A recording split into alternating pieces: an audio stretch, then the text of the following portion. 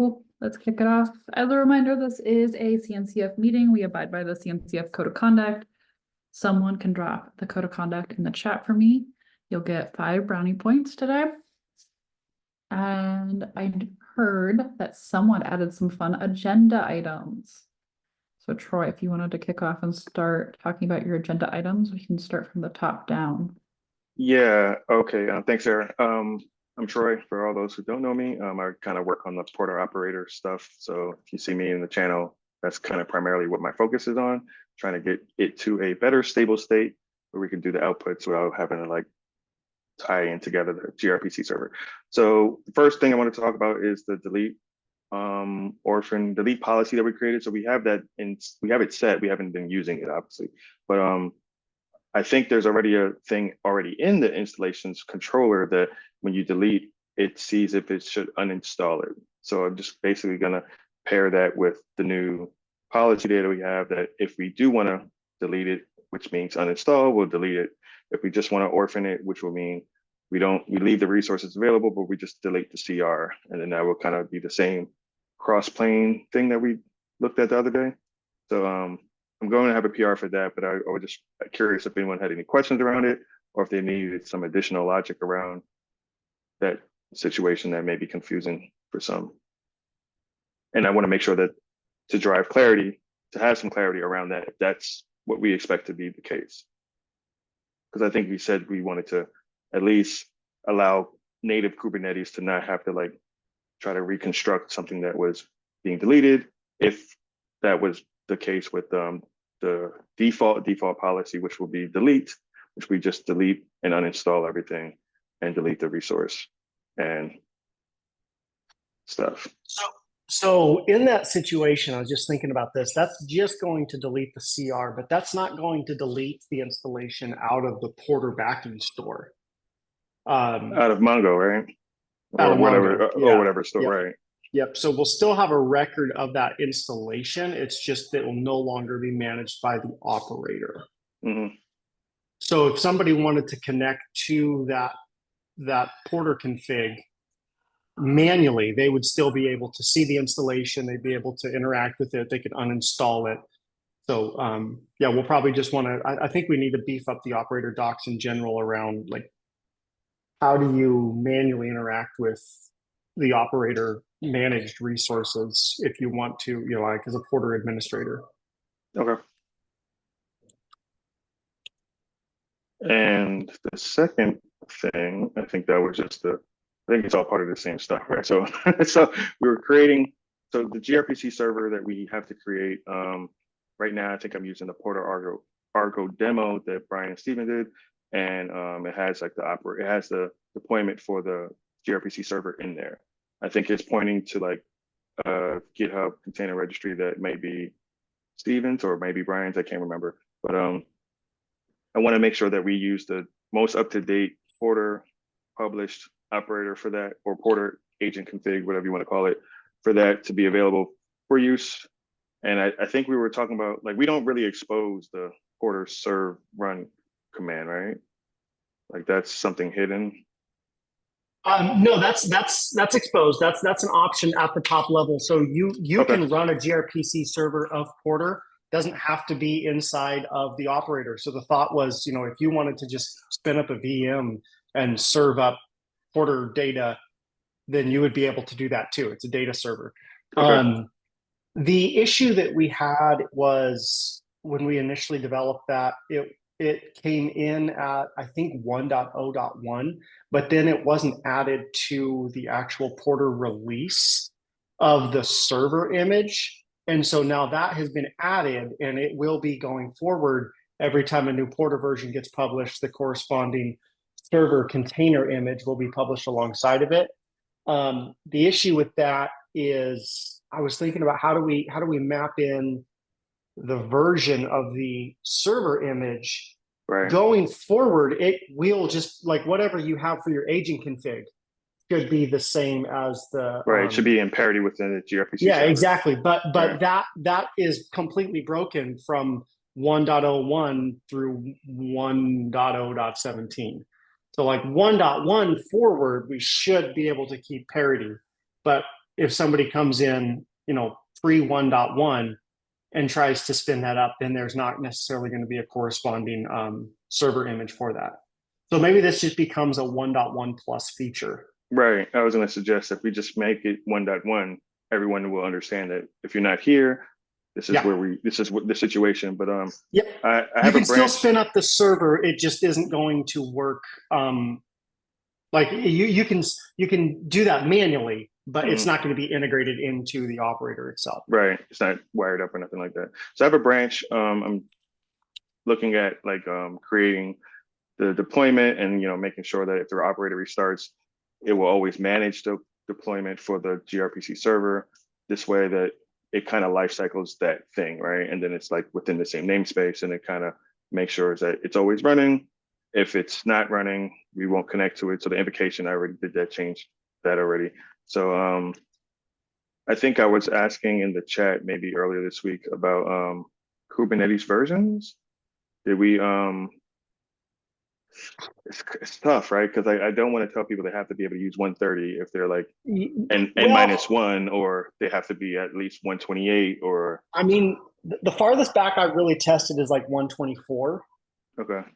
I don't know what Kubernetes versions would really impact, how that would impact. Are you talking about gRPC support? No, necessarily, like server support. So they Kubernetes every release deprecates or doesn't deprecate API. So like 130 doesn't have flow control, and a lot of people don't even use flow control. At V beta 1, it's just like they promoted it to V1. So those types that would be on, like, if you're trying to spin up a 130 Kubernetes cluster and then you're using older types from a different API set, from a different version of API of Kubernetes, it's not going to work properly because those things have been deprecated. I didn't know if we wanted to go in sync with the support window, because that's kind of hard to track, right? Because now you're trying to keep in sync with terraform, like all the things, all the mixins, right? And I don't know how you reconcile the difference of what matrix you're going to have to try to coordinate that effort, right? So, but I don't want to say, hey, we support all the way up to 121, and that's like 3-4 years ago, and in a sense where they don't even get support for the cluster that they're using. So I don't know how we want to detail that, in a way where, because I don't want to we discourage have people like a minimum version, right? Yeah. Like, and say, hey, before this, we haven't tested it out. There's I can't think of any reason why it wouldn't work, but it's not. This is the minimum version that we know works, and we'll do our best to ensure that we keep compatibility with every new version of Kubernetes. I don't think we're going to do it day of release. Let's make sure we go test our operator, but like new version comes out, let's get it into the flow. And because for CVE purposes too, right? Like, I think that kind of makes sense, right? So like, I don't want us to say like, hey, we're going to try to re-update Kubernetes that they don't even support anymore, and they're not updating those CVEs. Or like, I think the window that they do is N-2, so 130 is out. I think they go up to 128 or something like that. So like 128 whatever, I think the 129.5 is out or something like that, to that degree. So we can actually put a discussion on the chat and see if I want to see if the community has any say so in it, because I don't want to make that lateral decision myself to say like, oh, you're only doing this. And again, provide the opportunity for people to understand that because I don't want to say coupled to the cluster we're using, but more so using that as an infrastructure tool. And we don't want to get to a point where we're lagging behind what we would intend to support, because then it becomes porter problem. And now we have two problems, right? So, okay. Other than that, I think I'll still work on the PR for the porter operator. I'll try to get that through this week, just kind of busy with work. I think the last thing I had was, where is it? No, that was pretty much it. And I think I got all the answers I need. If I have any more questions, I'll post them in the chat or make issues in the GitHub repos and stuff for them. But I'll look and see if I can find that image for the now that it's in parity with whatever, and see how we can. Yeah, it hasn't actually. I don't think we've cut a release since that was added. Kim added that a couple weeks ago, and so we don't have. So we may need to manually publish up a server image. Okay. I'm not sure. Have we gone through that, Sarah? Publishing stuff out of band of the pipeline? I don't, oh, well, technically, yes. And it's not like a super big deal. If you want to do it, sure, but we are publishing stuff in like the next week or so. Okay, so I was Well, gonna ask yeah, the, it would be good to at least have test something out before we cut the 1.1 release, mhm. right? Just to make sure that our assumptions are correct. You can, if you cut a release Sure. for like 1.1.0 dash beta 1 or something like that, it kind of, or alpha 1, you can use that image to Oh, test. Yeah, yeah, and yeah, then, yeah, yeah. That's true. Yep, that's a great point. Yeah, Yeah, we we should be doing that NRC. anyway. yeah, Yeah. I was gonna say to, and again, a lot of the experiences like happened recently with me for tagging stuff at other intervals, but as long as we don't cut the stable release, which would be the 1.1.0 or whatever, we can have all the intermediary releases to test the stuff we want to. And then, Yep. so, Okay. This would but be a good way again, to test Kim's yeah. pipeline anyways. So let me go Yeah, ahead exactly. and. Okay. And yeah, that's pretty much it. That's all I really have. Again, I'll throw some stuff in the chat if there's any need for confirmation and stuff like that. But I think you had set a date, and I can't remember the date you set because I wrote it on my whiteboard, and then I think it got erased because of other things, but not on I purpose. did set a date. I don't remember what the date was either. So, I don't remember. We'll have to go look. It's no big okay. deal. It's sometime in the next like week or two. We should be Okay. ready. All right. So yeah, so I'm basically saying that I'm prioritizing a lot of this stuff. I know that delete is actually way more important if we want to just deal with the situation we just talked about, where you have to like kind of beef up the docs after we do the implementation initially, so we can actually get fine. Because I think the thing is currently we use Mongo, right? But you don't have to. So then it's kind of a thing of like a. No, we do have to. That's the only Okay, so we do storage use driver Mongo. that we have implemented Okay. for Because I thought we Porter. were trying to bring back like use the CSI interface from Kubernetes or deal with some Azure backend. The things we were looking at doing For what? for the operator. We weren't. Maybe that was a dream I had. Well, I mean, like so the Porter itself requires a Mongo. Like the Porter storage backend requires the Mongo API interface. Right. And so, I mean, you can use Azure. We were using Cosmos DB with the Mongo API layer on top of it, but Okay, that's for like Porter state stuff. Gotcha. Okay, that's I think that's where I was going with it, but that's a completely different mechanism of installation. Yeah, we're using there's the plugins management flow that we have that's part of the Porter config in the operator, and that uses a specific CSI in Azure. When you're running in Azure, you have to have a particular CSI enabled in order for the operator to be able to manage the plugins. There's a compatibility matrix in the operator docs, at least that should be still accurate, but we definitely need to test because it's been maybe 6 months since I've tested out Azure. No, I think we did in the last 3 or 4 months, so we should be good with that. Okay. Yeah. I'll yield my time to anyone to the other topics that are in there. I write down some action items, which are probably just going to go to me anyway. That I know what I need to do with the conversations we had. So thank you. I definitely appreciate it. Cool. All right. Who or what is up next? I saw something about the mixins. Oh, is that you, Stephen? Yeah, that's me. So I've got this PR out that enables multiple Terraform directories to be supported in one Porter bundle. So you can specify in a particular action what Terraform directory you want to run the mixin for. I haven't really dug into it, and I don't know if anyone has played around with actions lately. I was just wondering what I was seeing when I was testing out, trying to determine what the default Terraform directory was for a particular bundle based off the mixin config at the top level of the porter.yaml. When I got to an action like install, and the data that Porter sent the mixin did not include the mixin config. I need to just dig into it. I was wondering if anyone, had that fresh in their mind on saying, oh yeah, that's this part of the code where we send mixin config to the plugin or to the mixins.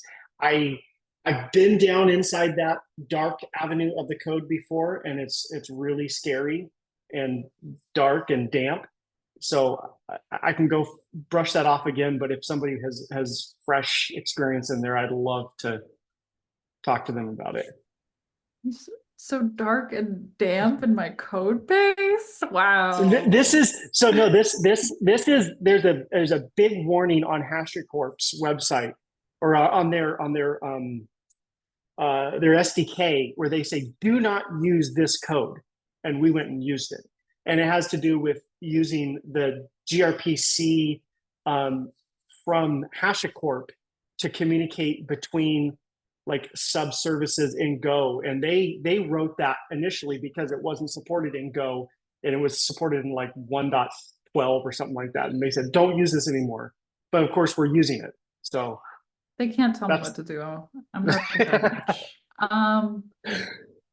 okay, to answer your first question about what is passed to the mixin, what should be passed is in your like main, like in the header of the YAML, when you specify the mixins themselves, and then you can specify like client version and that kind of stuff, those fields get passed in. And then in the actions themselves that you're calling, when you call the mixin, anything under that like subdirectory also gets called, but nothing else like in the porter YAML gets sent. So it's only like if wherever I have like Terraform and anything underneath it, that's what's going to get sent. So I'm not seeing the mixin config being passed into the mixin actions. I see, so like when you do a mixin build, I see the mixin config and then all of the actions associated with that mixin, which is great. That's exactly what you need, because then you can at build time, you can say, oh, hey, not only do I have my default directory that I need to do an init against, but I also have these other subdirectories that I need to run through and make sure it's fully initialized. So that's great. But then at action time, I'm just seeing the snippet for the mixin, not the config. And so if you have and this might be a bug in the actual mixin or in the core code, but if you have the mixin config that specifies a non-default directory for your Terraform, like you got foo in there, that's not going to work in the installation, because I'm not actually seeing where that gets set by the mixin or even comes from Porter. I can tell you where I need to go look at your Terraform mixin. I can tell you that like it depends on the data structure that you're reading from in the mixin, because it only runs on like not apply, but like the initialize step or like the run step. But if you try to call it in any of the other steps, like that data's gone. But I know I came across this with the spin mixin. But don't you have client version on Terraform? Don't you have the client version field? Not in the action. So when I get to the action, I am not like, I have all that stuff when I do a Porter build, and for the build of the bundle, the mixin gets that, but at action time, it's not getting any of that information. Yes, that is intended. But not for your use case. So when you started talking about the directory stuff, I was like, you're going to get to a problem where like you can't share the data, because basically like in the run/compile/install step, that's ran at build time. But when you're doing the actions, that's code that's ran differently at that action time. So I personally cannot tell you how we would share data between them. Well, I mean, I think the minimum is if we have the ability to change values associated to a mixin, that the mixin config should be passed along to all of the actions for that mixin: install, upgrade, delete. Like they should get the mixin values and the porter YAML overarching mixin config. Otherwise, you could change things out from underneath yourself and then you not know how to recover from that.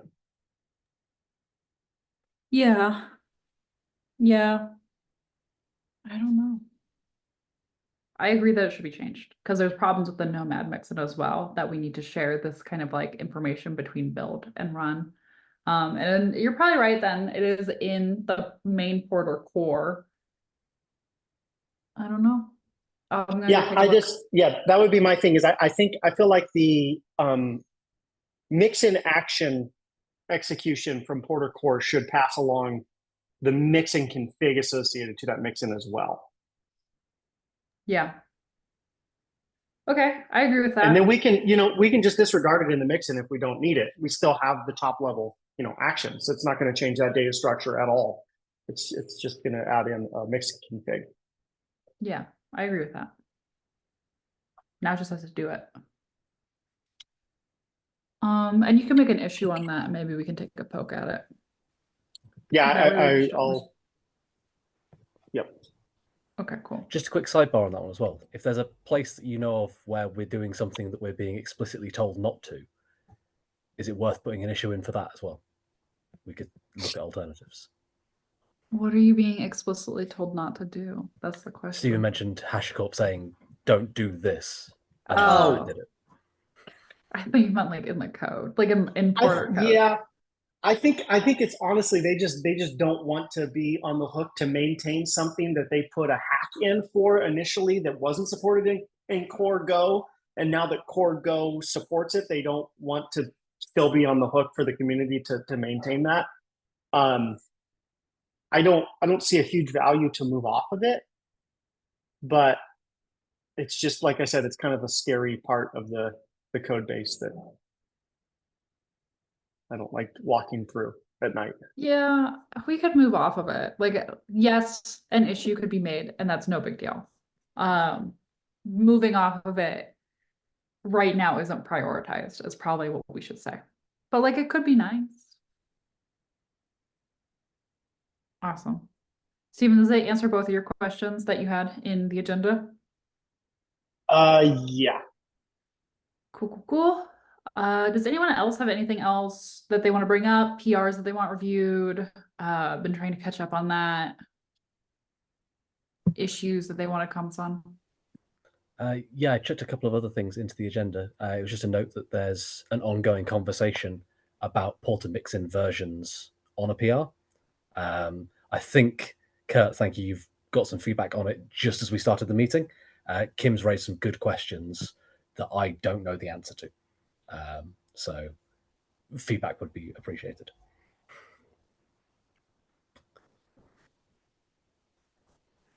Pulling up the PR right now, or issue. I think it's an issue.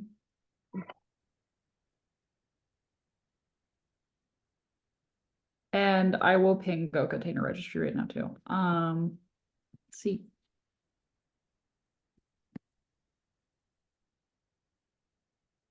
Thank you.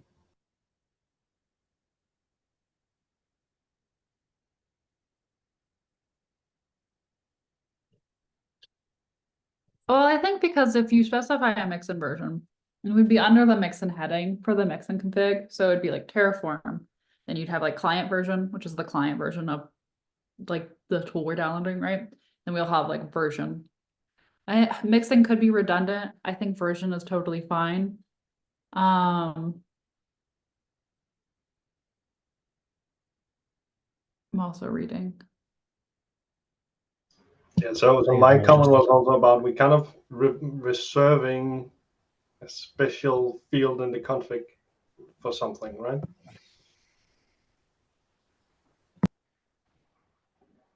Can you expand if on we do that? something like that. And I do agree it's a good feature, but it's like, I don't know if anyone have used that. And what would the output of that be?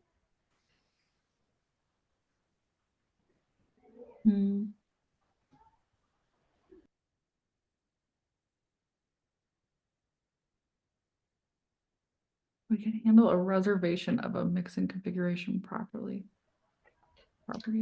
I don't. Yeah. I don't know exactly. I couldn't phrase it correctly, right? But it is kind of this property will be used for something very, very specific, and it's really just a map right now, right? Or key value pair. You could use anything. Oh, so you want it to be like, you can't just like add anything to it and then it just like fail fast all the time. It is a version, like this kind of Yeah, like yeah, a client version is working. Yeah, but that's more convention, right? That is Mhm. not that is used internally in the mixin code. So the mixin version here will be part of the core to check if that exists and do something specific. So it's Oh, so out you of the don't, control of the mixin now. It can become a special property on in the config that means something special to porter core. It doesn't necessarily mean a lot to the mixin. right. And Oh, that makes what if a sense. mixin already has a version field that is doing something else? Shit. Yeah. Yeah. Okay. Let me think about this. As soon as Kim mentioned it, I felt very stupid. Now I see. Well, and you're right, because like I don't know. I guess you could, we'd have to change like how the mixin like part of the schema is like formatted in that case. Where then like, but then how do you do that cleanly? Yeah, that's the question, right? I don't know. Does any other tool Could do also this? Can be a we? lint or something like that, perhaps. I don't know to say you're not allowed to use this. Similar to we have lints for something if you try to use some internal, I cannot remember. There are some things you shouldn't do. Yeah, how does this relate to, I could be off base, but I pasted a comment to the effect of at the bundle level, there's some internal parameters, I think, like bundle porter debug. Is that Yeah, a similar idea of what you're saying, Kim?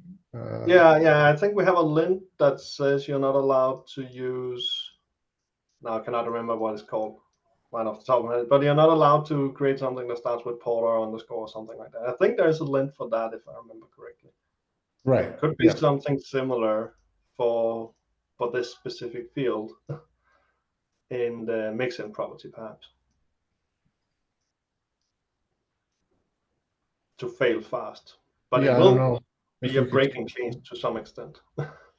Yeah. Yeah, it would. Well, I guess it can be an optional and then it doesn't matter. Like, I mean, because this is essentially we're trying to replicate Terraform provider version functionality, right? So yeah. this is exactly the thing that they do with provider versions. Yeah. So, I mean, let's replicate the known. And if we just like, I mean, like at a much simpler scale, hopefully. I would say that this mixin version then becomes optional, right? Default functionality is that you have it installed and we just use whatever version's there. But if you specify a version, then we check. If it's not there, does Terraform yell or does it pull it for you? I bet it yells, huh? It depends. You have to do a re-init. So if you try to do an Oh. apply and the version doesn't match, you have to do an init to pull it down. Okay. So So, and then I can't remember. Do we have like a porter mixin install -r bundle reference that actually will pull down the mixins associated to that bundle, or is it just we have to do a manual Terraform or porter mixin install of the mixin that you want to install? It would be nice to be able to point to a porter reference and just install the mixins at the versions that we want them installed at. yeah, I would like that. No, you just have to Yeah. point to the mixin itself. Yeah, that's what I thought. Okay. So there's two Yeah, so- things here. One is Yeah. the mixin version functionality mimics simply the behavior of Terraform providers while being optional so that we can keep backwards compat. The second thing is going forward, in kind of a separate issue for user functionality, Porter mixin installs is going to try to support bundles. And so you'll reference a bundle and it will look at the mixin specified and pull or make sure that they're there. Yeah, maybe even have multiple mixin versions of the same mixin installed at the same time. Right? So choose at build time. Correct. Kurt, does that all make sense? Like, did you get all that? We can also write it up later.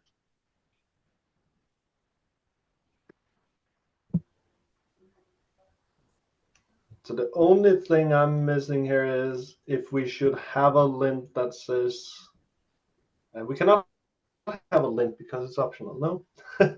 Yeah, exactly. Yeah, if it's optional, then.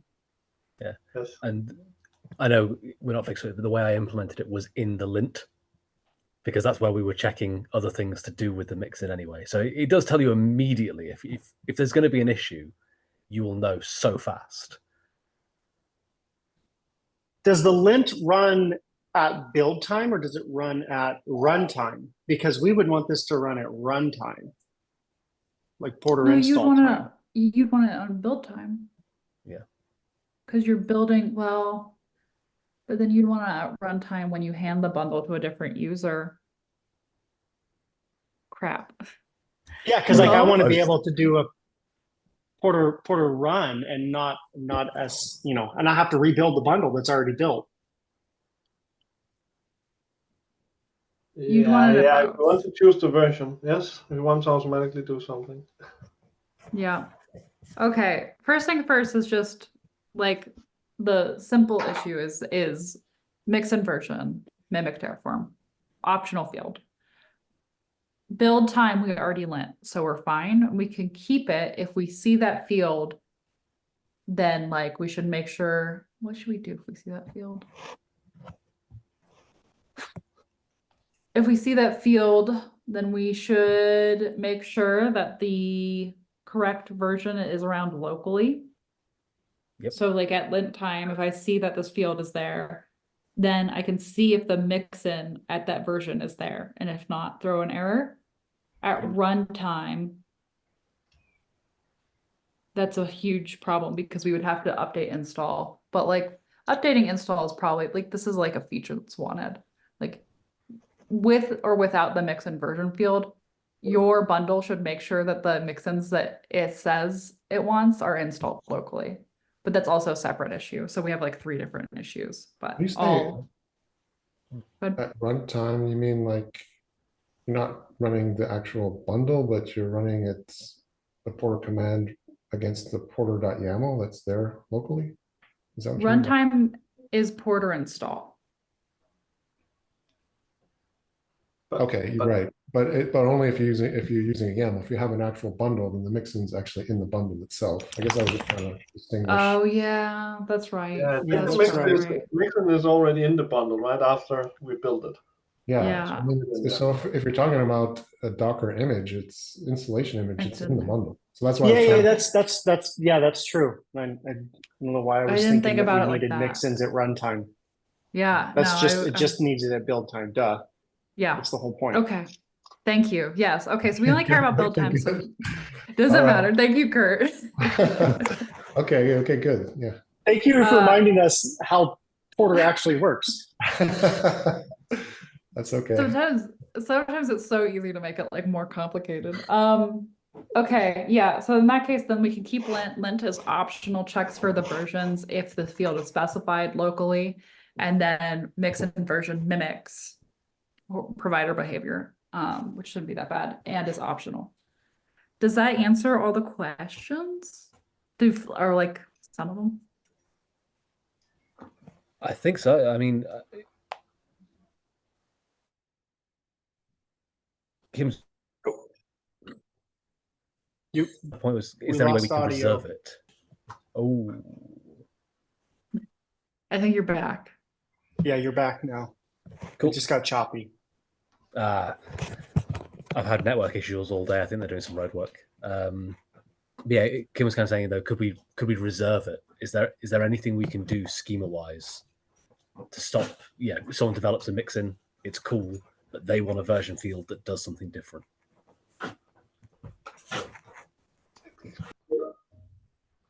I don't. I think it's hard. Yeah, I think that's hard. I think that's like a very like. It might just be a convention here and say we document that this means something specific, and we will fail if they don't use it for a version, and if they use it for a version that doesn't exist, some other things will fail and say they have to install a version that doesn't exist. It might be good enough, right? I think it's hard because it's by design, it's kind of very free what you put in there. I mean, I guess the experience of the developer would be if they had a mixin with their own version and then they built that bundle, they would just get they would get the version. Sorry, I'm trying to think this through. I mean, they would just go whatever information is in the version. I mean, our linter would still run. So if there's some problem with the linter, it'll fail. So they'll just get that error and they'll have to figure out, oh, I need to name it something else. I need to name it terraform version or something like that, or some other name. Oh yeah. No, Right. Kurt's right. That field, even if they captured it, it wouldn't do the things they want because at build time we would use that field to install the mixin. So they could reuse it, but like unless they built against 1017 instead of 11. Right? Yeah. Yeah. Yeah. But there has to be a that's- limit, right? There's only so many like foot guns we can prevent against. I think there is a problem with like, and like we can update most of the mixins because Porter holds most of the mixins. So it's just like community mixins that'll have a problem with this. And in that case, I don't know. I need to write this out. That's where I'm at with it. I should read it out. Well, actually, that's a good point, Sarah. What is the process? What are the different levels of mixins? Like you said, I mean, some are written by Porter and the others are community. But is there a process to like at some point, maybe someone like the maintainers takes a look at that mixin and so then they could say, oh, you're using the version field incorrectly or something. Yeah, I think like the maintainers could go like, there's not that many community mixins that we could go make an issue against and tell them, so. Okay. Well, no, but I just meant, I think for community mixins, there's a place where they end up, like the ARM mixin. I'm just trying to remember where they end up. Oh, on the feed. Yeah, they end up on the feed. That's right. So Yeah. we have like a Porter like mixin feed. And so, yeah, we could, if they haven't updated, we could figure it out by them, like just seeing the dates. Mm-hmm. Do you think it's worth keeping this out till after 1.1 to give us wiggle room to investigate? Yeah, that's fine. Because yeah, when the issue was raised a couple of weeks ago, it was mentioned we probably won't try and do it. I just had some free time. No, that's good. Yeah, no, I get that. Cool. Cool. I think my takeaway is I'm going to go write down like in the issue, like different like scenarios that we've talked about and that I can think of like just kind of like gotchas that we're having and how we're going to handle them with the community. Cool. Okay, what is next? And yes, go container registry. I am sending the message now. Boop, boop. Does anyone have anything else? Any other messages I should be sending?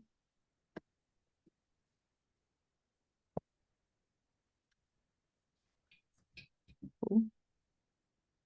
All right. It was a great discussion today. By the next time we'll be talking, hopefully 1.10 will be out or I'll be cutting it that week. So I will see you all in 2 weeks. Thank you so much. Thank you. See you. Yeah. Cheers.